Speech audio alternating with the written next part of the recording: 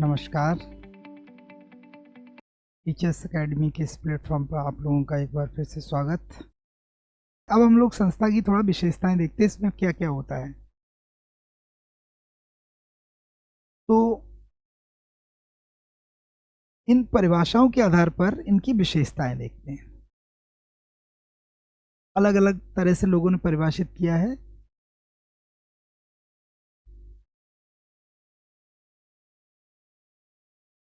ये इनके स्टेटमेंट पूछे जाते हैं। हैमिल्टन, गोल्डनर, हैमिल्टन, शीनो और बोगार्ट्स। इन्होंने कहा कि संस्था को व्यवहार के स्वीकृत प्रतिमान, सैंक्शन पैटर्न ऑफ बिहेवियर माना है। Cooley, Davis, Sumner, Charles Cooley, Kingsley Davis, W G. Sumner, इन्होंने अनेक आदर्श नियमों की व्यवस्था माना है।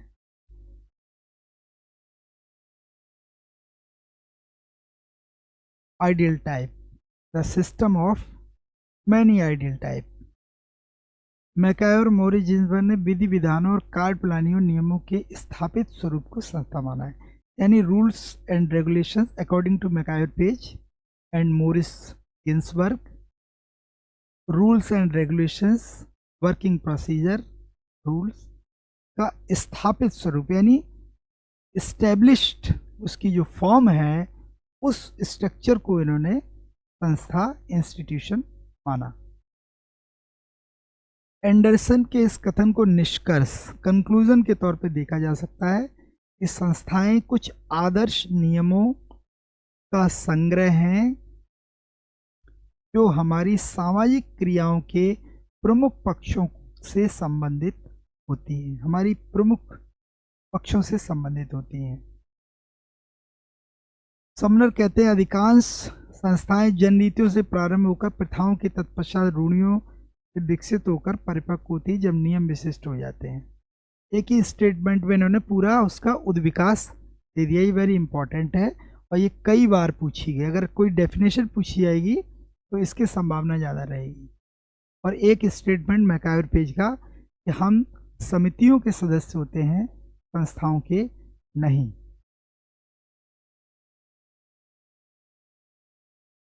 अब संस्था की विशेषताएं देखिए। सबसे पहला एक विचार, एन आइडिया, विशिष्ट उद्देश्य, specific purpose, structure, sanction and authority, स्थायित्व, परमानेंसी। प्रतीक, सिंबल, हेरिटेज, कल्चर, इक्विपमेंट, परंपरा। अब इसमें आपको जो इम्पोर्टेंट है सबसे तो ये पूछा गया इम्पोर्टेंट विशेषता कि एक आइडिया, यहां से शुरुआत होती है इसकी संस्था की। दूसरा है परमानेंसी, स्थायित्व, संस्थाएं स्थायी होती हैं और इसका एक प्रतीक चिन्ह होता है, एक सिंबल होता है हर एक संस्था का। जैसे मान लीजिए ये टीचर्स अकेडमी, तो इसका एक लोगो है। सेंटर फॉर एम्बिशन, इसका एक लोगो है। आप कोई कॉलेज जाते हैं, कोई यूनिवर्सिटी जाते हैं, उस यूनिवर्सिटी का एक लोगो होगा, कॉलेज का लोगो होगा। हॉस्पिटल जाते हैं, वहाँ का एक उनका अपना लोगो होगा। हर चीज में एक सिंबल है जिससे ये पता चलता है ये इसके लिए ऑथराइज्ड है। एस्टेब्लिश कब हुई, का शेप क्या है, वो अपने आप में एक यूनिक होगा। और संस्थाएं परमानेंट होती हैं। जैसे भारत का संविधान एक संस्था है अपने आप में, पूरा रूल्स एंड रेगुलेशंस की टेक्स्ट बुक ही है, तो उसका एक सिंबल है, अशोक की लाट का जो चिन्ह है ना, और उसमें नियमों की पूरी व्यवस्था है। सबसे बड़ी संस्था है तो उसका सिंबल होना, उसकी परमानेंसी, उसका एब्स्ट्रैक्ट होना और अधिकार और सैंक्शन, अथॉरिटी, परमानेंट स्ट्रक्चर, उसका एक वेल डिफाइंड स्ट्रक्चर होता है। आप किसी कॉलेज में जाते हैं तो उसके नियम, कब आपका एडमिशन होगा, क्या फीस स्ट्रक्चर होगा, कितने लेक्चर प्लान होंगे, कैसे कैसे आप पढ़ेंगे और फिर आपको ग्रेजुएशन या पीजी की डिग्री मिलेगी। तो सब कुछ वेल डिफाइंड है, इसीलिए उसको संस्था कहते हैं। अब गिलिन ने अपनी पुस्तक कल्चरल सोशियोलॉजी की 6 विशेषताएं बताई हैं। सबसे पहले unit of cultural system, permanency, essential fact institution,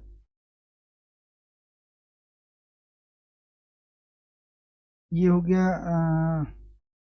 unit of cultural system, permanency.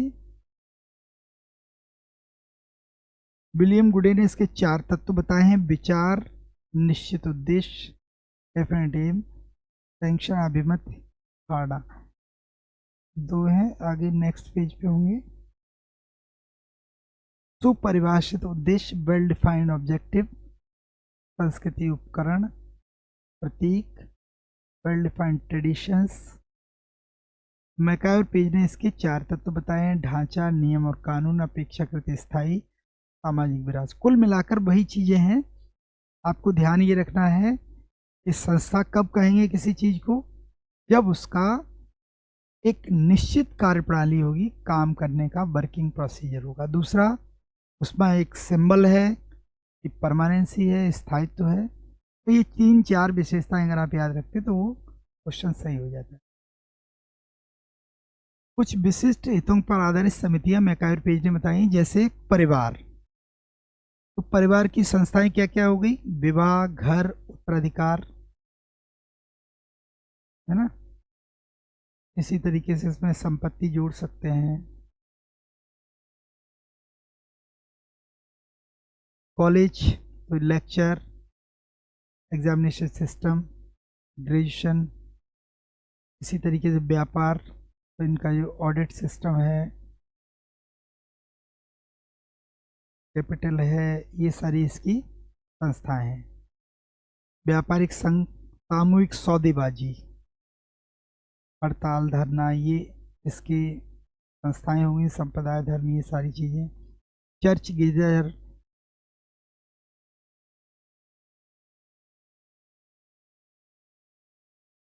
ये राजनीतिक का हो गया।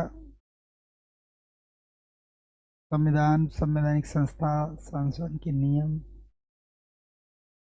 और ये इसके विशिष्ट हित हो गए, किस आधार पर ये चीजें हैं। सेक्सुअल रिलेशन, घर, वंशावली, किस आधार पर परिवार बनता है, उसके ये संस्थाएं हैं। कॉलेज का उद्देश्य शिक्षण, व्यावसायिक तैयारी, ये इसका ये लाभ हो गया। व्यापारिक, नौकरी की सुरक्षा, पारिश्रमिक दरें, ये इसके स्पेसिफिक इंटरेस्ट हो गए, जिन इंटरेस्ट पे आधारित समितियां बनाई जाती हैं, और समितियों जिन नियमों पे काम करती हैं वो उसके संस्थात्मक रूप हो। यानी व्यक्ति के जितने ज़्यादा उद्देश्य होंगे उतनी ज़्यादा समितियों का गठन करेगा, और उन गठन समितियों के साथ साथ उनकी रूल्स एंड रेगुलेशंस बनाने पड़ेंगे, यानी उतनी ज़्यादा संस्थाएं होंगी। नेक्स्ट, संस्थाओं के प्रकार। अब इनको अगर इनको कैटेगराइज करें तो सामाजिक, आर्थिक, वैसे तो बहुत सारी हो सकती हैं, लेकिन फिलहाल इनको 5-6 भागों में बांट लिया गया सुविधा के लिए। अब ये क्वेश्चन पूछा जाता है, जैसे आपसे कोई संस्था का नाम पूछेगा, सबसे ज़्यादा इम्पोर्टेंट ये है, और आर्थिक संस्थाएं। आपको ये ध्यान रखना ये किसका एग्जाम्पल है। जैसे आपसे पूछेगा सामूहिक सौदेबाजी निम्न में से किस संस्था का उदाहरण है। सामाजिक का, आर्थिक का, राजनीतिक का, धार्मिक का, आपको उसमें एक टिक करना होगा। तो जैसे कुछ जो स्पष्ट है, जैसे उत्तराधिकार है, ये सामाजिक संस्था है ना। अब संपत्ति है, वो आ जाएगी आर्थिक में।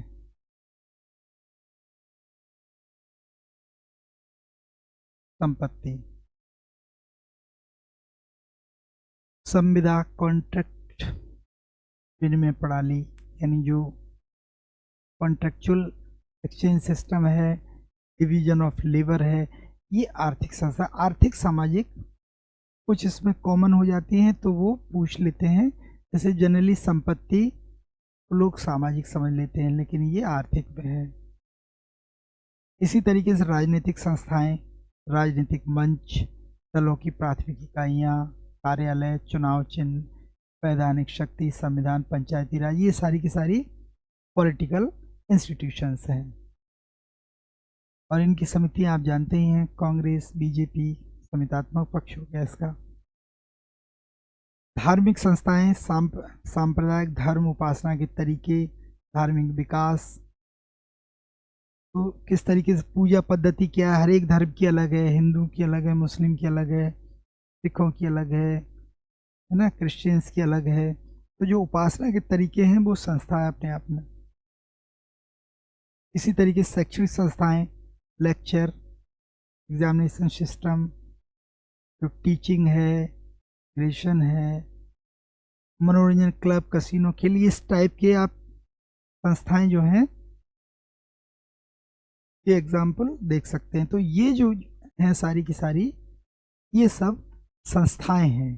संस्थाएं अपने आप में केवल संस्था के एग्जाम्पल तो हो सकते हैं, लेकिन समिति अपने आप में केवल कंप्लीट नहीं है, उसके साथ संस्था ऑटोमेटिक जुड़ी होती है। तो हम समितियों के सदस्य होते हैं संस्थाओं के, इसीलिए इनमें कोई आपको व्यक्ति मेल या फीमेल नहीं मिलेगा, इसमें कार्य प्रणाली है, वर्किंग प्रोसीजर है। संस्था का उद्विकास हम लोगों ने देख ही लिया। अब इसका जो महत्व है, संस्थाएं मानवीय आवश्यकताओं की पूर्ति करती हैं, फुलफिल ह्यूमन नीड्स, व्यक्तियों के कार्यों को सरल बनाती हैं, simplify the work of individuals. संस्थाएं संस्कृति की वाहक है, संस्थाएं संस्कृति की वाहक है, यानी संस्कृति को आगे ले जाती हैं। कल्चर, जो भी कल्चर वाले चैप्टर हम लोग और देखेंगे किस तरीके से वाहक हैं, लेकिन संस्थाएं कैरी करती हैं कल्चर को एक पीढ़ी से दूसरी पीढ़ी को ट्रांसमिट करने के लिए। संस्थाएं सामाजिक नियंत्रण का साधन है, मीन्स ऑफ सोशल कंट्रोल।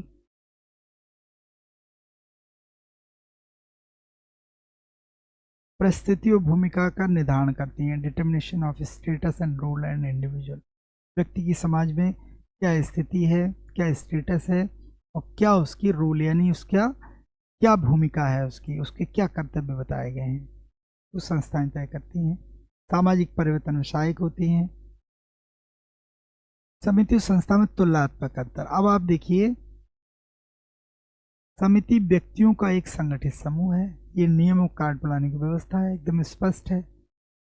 समिति कंक्रीट है, यानी उसमें व्यक्ति होते हैं, इंडिविजुअल्स होते हैं, और ये नियमों की व्यवस्था इसलिए अमूर्त होती है। यह व्यक्तिगत कल्याण से संबंधित है, जबकि ये सामूहिक कल्याण से, क्योंकि ये परमानेंट है। अस्थायी होती है, स्थायी होती है, यानी ये टेम्परेरी इन नेचर, परमानेंट। समिति का अपना एक नाम होता है। नाम का मतलब कि जैसे कोई समिति बनी, राजा चलैया समिति या अशोक मेहता समिति, जितनी समितियां बनाई किसी एक पर्टिकुलर जो उसका अध्यक्ष होता है उसी के नाम से जानी जाती है। लेकिन संस्थाओं का नाम नहीं होता, वहां पर एक सिंबल होता है, एक प्रतीक चिन्ह होता है संस्थाओं। समिति के औपचारिक लिखित नियम होते हैं और संस्थाओं के अनौपचारिक अलिखित ये भी हो सकते हैं, क्योंकि ये परंपराओं से चली आ रही है। समिति क्योंकि औपचारिक अनौपचारिक होती है, उस समय के लिए बनाई जाती है, उस काम को ख़त्म करने के बाद वो डिस्ट्रॉय हो जाती है। लेकिन संस्थाएं परमानेंट हैं, तो उनका बहुत सी चीज़ें उनमें परंपराओं से चलती रहती हैं, उनको लिखने की ज़रूरत नहीं होती है ना। जैसे कहते हैं ब्रिटेन का संविधान लिखित नहीं है, बस ट्रेडिशन पे चल रहा है, सबको पता है कैसे क्या करना है, how to behave they know very well, उसको लिखित ज़रूरत नहीं है। भारत का संविधान दुनिया का सबसे बड़ा संविधान है, फिर भी इसमें बहुत सारे संशोधन होते रहते हैं लगातार। समिति की नियंत्रण शक्ति अपेक्षाकृत कमजोर एवं शिथिल होती है। कारण क्या है कि उसमें औपचारिकताएं ज़्यादा होती हैं, सब इंडिविजुअल अपना अपना काम करते हैं, सबको अलग अलग दायित्व सौंपे जाते हैं, और उद्देश्य की पूर्ति के बाद वो ख़त्म हो जाती है, इसलिए एक दूसरे पर नियंत्रण करने का उस पर साधन नहीं होता। लेकिन संस्थाएं नियंत्रण का शक्तिशाली साधन होती हैं। क्योंकि संस्थाओं का उल्लंघन करना आसान नहीं होता, इनके रूल्स एंड रेगुलेशंस। जैसे आप किसी जगह काम कर रहे हैं, तो आपके काम के जो निर्धारित नियम हैं, अगर आप उनका उल्लंघन करते हैं तो आप पूरी तरीके से पनिशमेंट के हकदार होंगे। समिति एक पीढ़ी से दूसरी पीढ़ी में हस्तांतरण संभव नहीं है, क्योंकि समिति, आप किसी मेंबर है तो आप ऐसा नहीं कह सकते हमारी जगह हमारा बेटा इसका समिति का मेंबर हो जाएगा, वो नॉट पॉसिबल है। संस्थाएं पीढ़ी दर पीढ़ी हस्तांतरित होती हैं। जैसे मान लीजिए किसी ने कोई कॉलेज बनाया प्राइवेट, उसके बाद वो, उसके बाद परिवार वाले उसके देखेंगे, आगे टेक केयर करेंगे, तो ये पीढ़ी दर पीढ़ी हस्तांतरित हो सकती हैं, लेकिन समितियां नहीं हो सकती। ये चीजें क्लियर। समिति और संस्था दोनों ही स्वयं साध्य न होकर मानवीय आवश्यकताओं की पूर्ति के साधन, यानी दोनों को ही साधन माना गया है। मैकावर पेज ने महाविद्यालय, परिवार, आर्थिक संघ, धार्मिक संघ, राजनीतिक दल, अस्पताल, लोकसभा आदि, इसमें से प्रत्येक समिति एवं संस्था दोनों ही है, क्योंकि ये सभी संगठित समूह भी हैं और इनके अपने अपने नियम और विधान कार्यप्रणालियां भी हैं। संगठित समूह के रूप में ये सभी समितियां हैं, समिति के उदाहरण हैं, जबकि नियमों कार्यप्रणालियों के रूप में ये संस्था के एग्जाम्पल है। तो ये सारे के सारे समिति और संस्था दोनों के एग्जाम्पल बोले जाएंगे।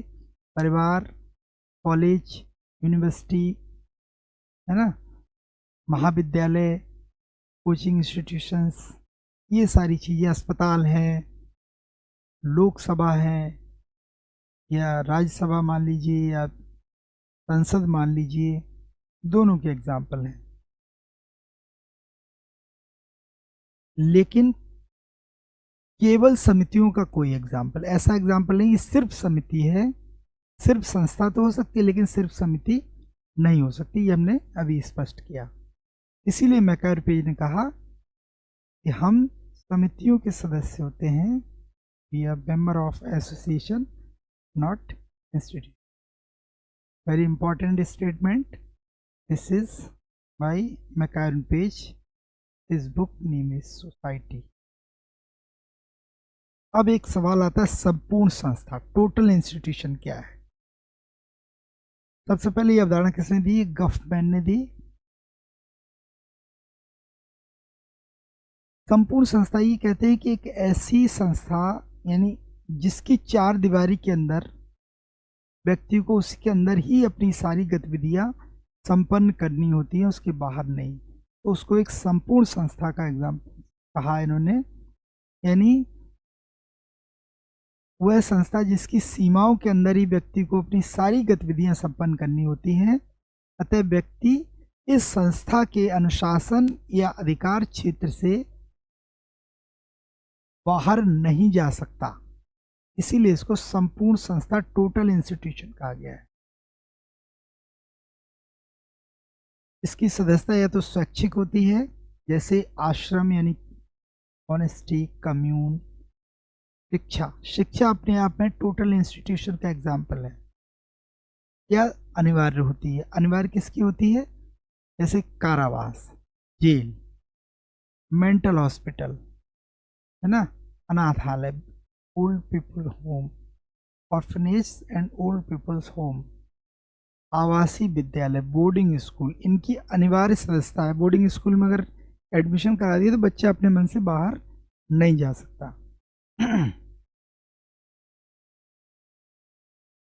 तो आश्रम इनकी स्वैच्छिक है और इनकी अनिवार्य है। तो ये सारे एग्जाम्पल जो हैं वो टोटल इंस्टीट्यूशन के हैं according to government. What is total institution?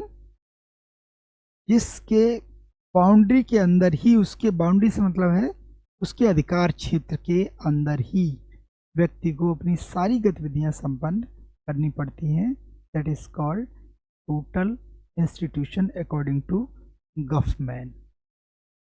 Okay, next,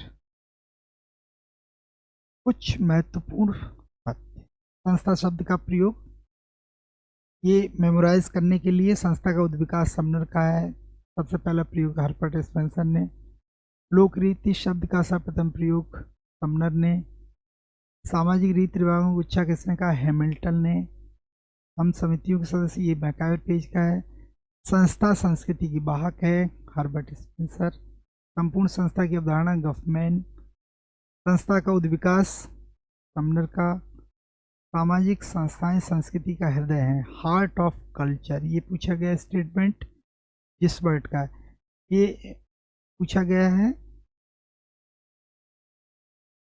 Parsons ने वेश्यावृत्ति को, प्रोस्टिट्यूशन को सेकेंडरी इंस्टीट्यूशन का उदाहरण माना, ये आपको ध्यान रखना है। संस्था को सुपर फोकवेज किसने कहा? समनर ने।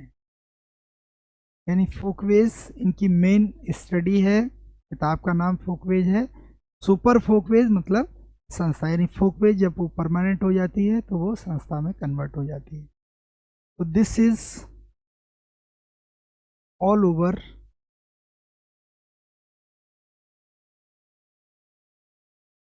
इंस्टीट्यूशन। ओके, अब आप समुदाय, समिति, संस्था तीनों चीजें समझ गए। समुदाय किस तरह से बना, कैसे उसका स्वतः विकास हुआ, लोग आते गए, बसते गए, वहाँ रहते गए, और फिर समुदाय में जैसे जैसे लोगों की आवश्यकताएं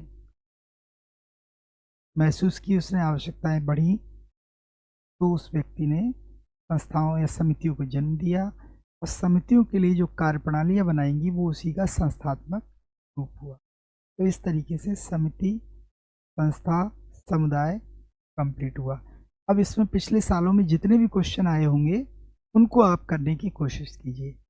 अगर कोई क्वेश्चन ऐसा होता है जो मेरे इस लेक्चर के बाद आप नहीं कर पा रहे हैं, समिति और संस्था, समुदाय से संबंधित, तो आप मुझे टेक्स्ट करिए, मेल करिए, मोबाइल पे भेजिए, फिर हम लोग डिस्कस करेंगे उन पर क्या दिक्कत हो रही। तो आज के लिए यहीं तक।